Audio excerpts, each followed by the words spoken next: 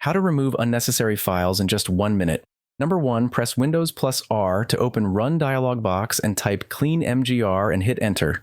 Select the C drive and click OK. Select everything in the box and click OK to delete the unnecessary files. Number 2, go to Settings, System, and then Storage. Enable Storage Sense and it will automatically remove temporary files and recycle bin data. Number 3, press Windows plus R, type shell:appsfolder and hit Enter. This will open the apps folder. Remove apps you don't use anymore. Number 4, press Windows plus R again, type temp and hit Enter. Select all the files and delete them from here. Number 5, press Windows plus R again, type %temp% and hit Enter. Select all the files and delete them from here too. Number 6, press Windows plus R once again, type Prefetch and hit Enter. Select all the files and delete them from here as well. Number 7, finally simply right-click on Recycle Bin and select Empty Recycle Bin, and that's it.